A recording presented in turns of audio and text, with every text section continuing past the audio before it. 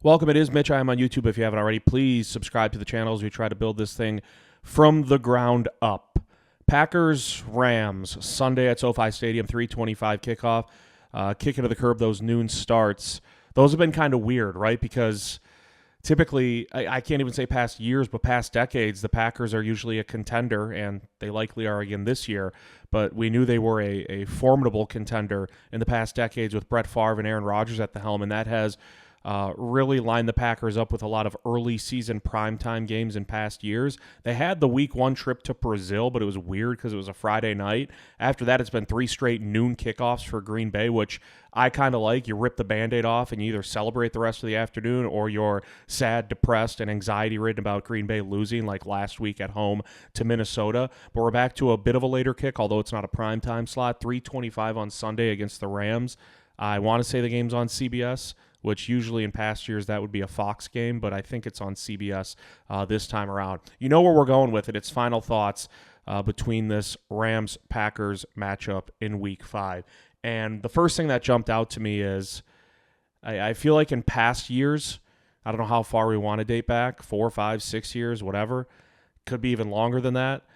If Green Bay's ever been in a matchup where one team is just ravaged with injuries going into it, it seems to always be Green Bay. Now, they have some notable names on the injury report this week: Jair Alexander, Christian Watson, Devontae Wyatt, Elton Jenkins, although Jenkins said, I believe, at his locker on Wednesday that he's fine. The other 3 we don't know about yet. It sounds like Watson will miss at least a week. Don't know about Jair or Devontae Wyatt. But if you look at this Rams injury report and guys they already have stacked up on IR, it's bad. It's a mess. And I don't remember the last time that's been the case so heavily in one favor in a game the Packers have been involved in. I just feel like if there's ever a game and Green Bay's in it and there's one team that has like 9 or 10 guys on the injury report as Tuesday turns to Wednesday, turns to Thursday, turns to Friday, it's usually the Packers. And it's just they have guys there this week, which you don't want to see, but the Rams are just absolutely decimated with injuries. And sometimes you can just chalk it up to catching a team at the right time, and that's kind of what Green Bay's getting. And it's why it's kind of funny when the schedule comes out in the spring and you go through the 17-game set and you're like win, loss, whatever. You can't predict injuries. And I'm sure a lot of people saw this road trip to L.A., and I think it's the first time the Packers are playing the Rams on the road since 2020. So it's been a few years. Although they've seemingly played the Rams every single season, they've all been at Lambeau. 4-0 is the mark for Matt LaFleur against head coach Sean McVay of the Rams. A lot of people probably looked at this one before the season kicked off and gave it to the Rams maybe in a slight edge, but the Packers are favored by 3.5 points for this one entering Sunday at last look. I think it might be 3 maybe at some markets and some outlets. But like I said, sometimes you just catch a team at the right time. And this is a Rams team without Kupp. It's a Rams team without Puka Nacua. It's a Rams team that has 2 starting offensive linemen on injured reserve and a couple more not at 100%. The Rams have 3 cornerbacks on IR as well. Not to mention their starting tight end Tyler Higbee is still on the PUP list. And there are no layups in the NFL. I refuse to believe that. It doesn't exist. But if you want to call a spade in this one and recognize it as one that the Packers probably should get, I would tend to agree with you. And the line for the game would reflect that as well. Typically, when you have 2 evenly matched teams, the road team is going to be favored by 3.5. Vegas is looking at this one as one that the Packers should snag on the road. And a lot of it, I think the Packers are a good team. 28-7 deficit at half a week ago, be damned, I think they're a good team. The Rams right now, you're just, like I said, catching them at a really good time.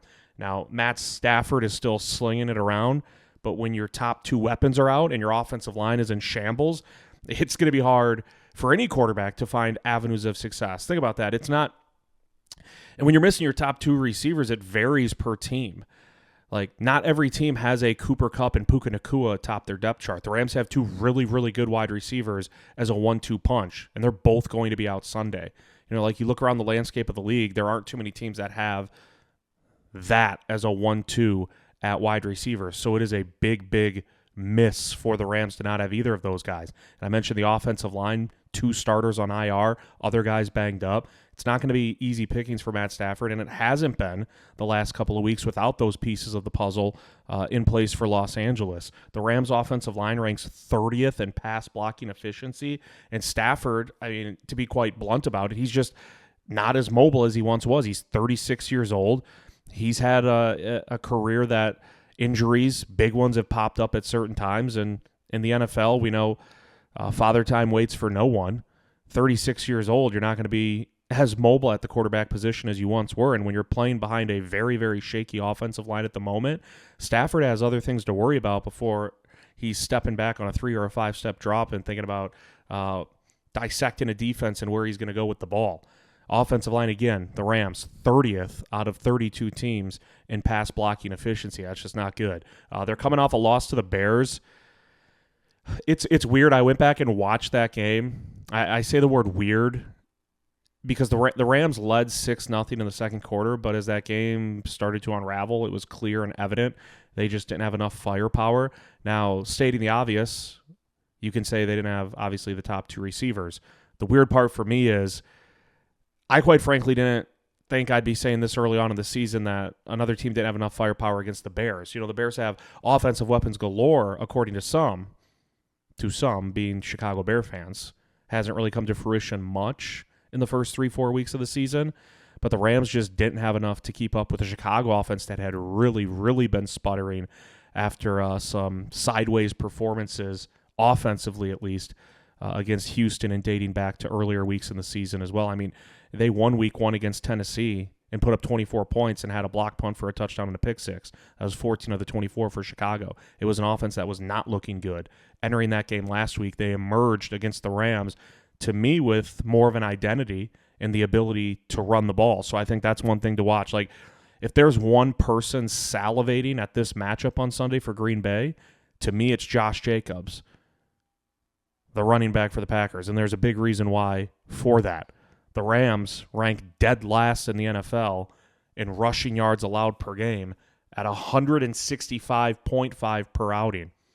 And you can soak in these numbers if you want to as well. Have any of you guys watched the Bears the first few weeks? One of their prized acquisitions in free agency was running back DeAndre Swift, who came over from Philadelphia. A miserable start to the season for him. And a lot of people wondering how much of it is Swift, how much of it is a very porous offensive line in Chicago. Swift got it going against the Rams. Again, soak in these numbers.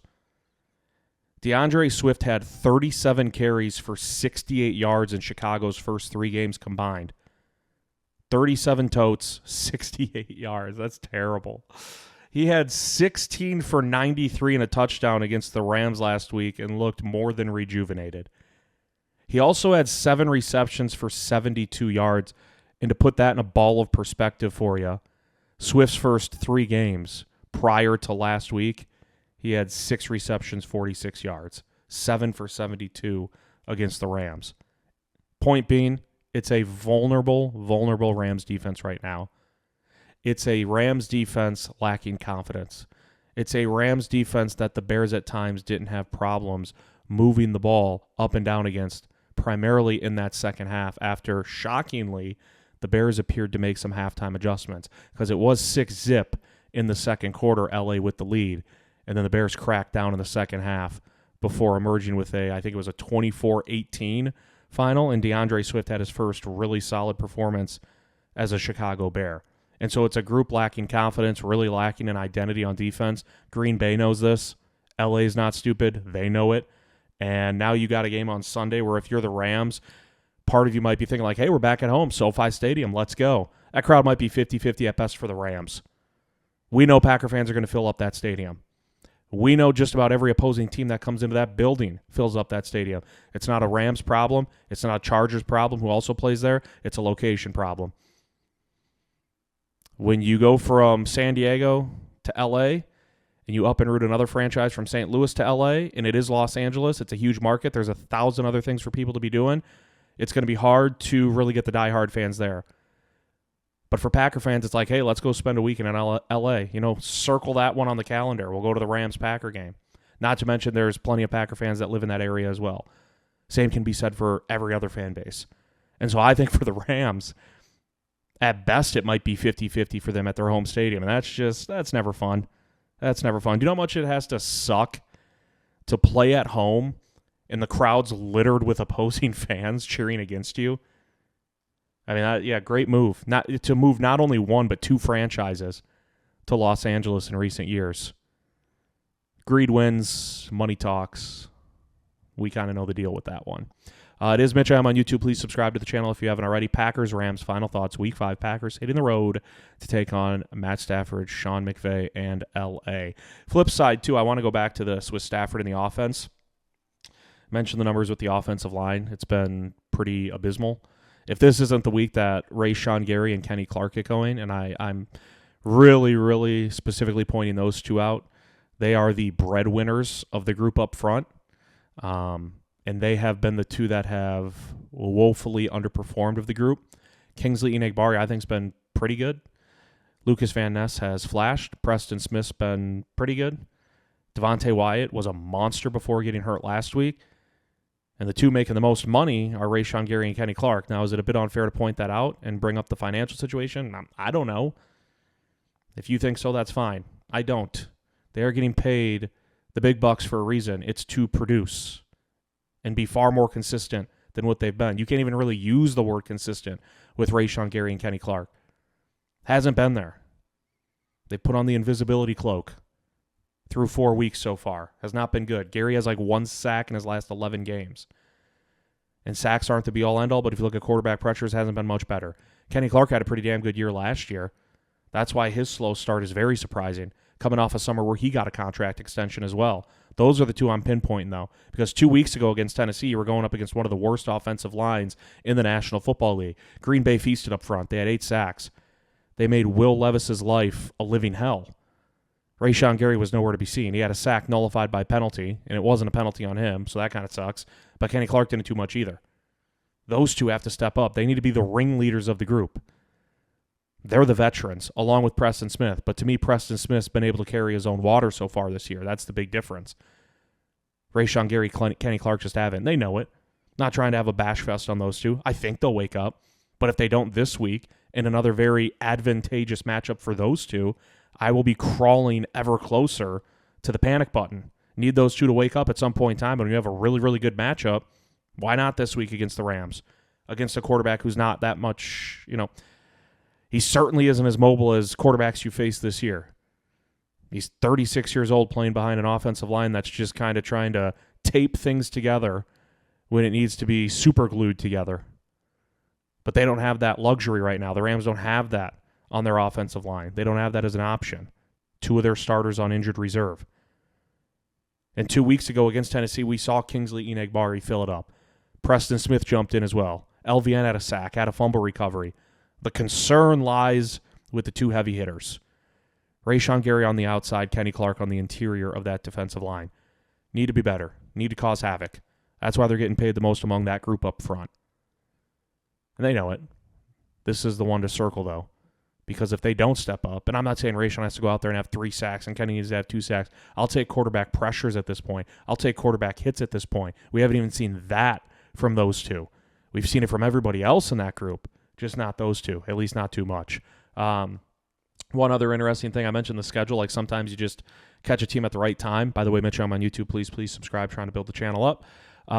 Catch a team at the right time on the schedule. The Rams also have a bye after this game, and the reason I point that out is there's a part of me that's kind of clinging to a little bit of hope. It might be false hope that, hey, maybe the Rams are just peeking ahead of that bye week.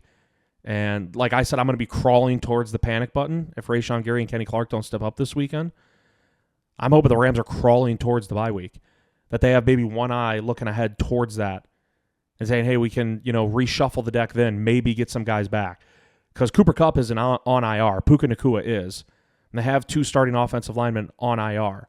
But they have injuries elsewhere with guys who aren't on injured reserve. Cooper Kupp isn't on injured reserve. Sean McVay ruled him out very early in the week before this tilt on Sunday. But if you're the Rams, you're trying to get to this bye week. And for them, of course, obviously you want to be 2-3. But I'm hoping maybe some of these players are like, let's just get to the bye week. I mean, they aren't going to punt on this game, obviously. But if their focus isn't there on Sunday, It just opens up the door even wider for Green Bay to just kind of burst right through and scoop up a road W. So I'm hoping that maybe some of these guys on the Rams have one eye towards that bye week. But you can't go into this expecting them to just roll over. They did beat San Francisco 2 weeks ago in a battle of two teams that were playing without many starters. We know Sean McVay can dial it up. We know Matt Stafford is still a gamer. I mentioned Matt LaFleur is 4-0 in his head coaching career against McVay, but all of those came at Lambeau. Never easy to win on the road in the NFL, and you can't ever expect anyone to just hand one over to you on a silver platter. It's not going to happen. You got to go take it. So I like the chances of the run game on offense with Josh Jacobs against a porous run defense that made DeAndre Swift look like Barry Sanders at times. And on the other side of the ball, I want to see the pass rush get after it, specifically Rashan Gary, Kenny Clark. This isn't a mobile, I've harped on this many times. A lot of people were concerned about the pass rush overall as a group after 2 weeks. And I said, you're facing Jalen Hurts, Anthony Richardson, two very mobile quarterbacks. You don't want them to beat you with their legs. Jeff Hafley's plan was don't let them beat you with the legs. And they didn't. Now, Philly carved him up in the passing game. Saquon Barkley ran wild. Jalen Hurts didn't beat him with his legs. Anthony Richardson didn't do it for Indianapolis. Stafford's not cut from that same cloth. You don't got to worry about him beating you with his legs. So you don't have to pin your ears back and try to contain on the edges. Get after him early, get after him often. The most frustrating thing to me last week was Sam Darnold had a clean pocket most of the afternoon, was able to do whatever he wanted. Don't want to see the same thing for Stafford. And, while Darnold didn't have an injured offensive line, still wanted to see pressure brought because he's not the most mobile quarterback. He hasn't really faced much adversity in games so far this season. If Green Bay isn't dialing up pressure for Matt Stafford, I will be very, very disappointed. Now, Hafley probably wants to rely on getting pressure by just bringing four. That recipe didn't work last week, and they took too long to adjust. They didn't start blitzing and trying to mix things up till the second half. If you can't get pressure on Sunday with just four early on, they better flip that switch a lot quicker, a hell of a lot quicker than what they did against Minnesota. So we'll see. I like the Packers' chances. It's still tough. It's still a road game. It's still Matt Stafford. Go take it. Get to 3-2 on the season. Come back home for a couple. Mitch, I am on YouTube. Please subscribe if you haven't already. That's Final Thoughts Packers Rams. We'll see you next time.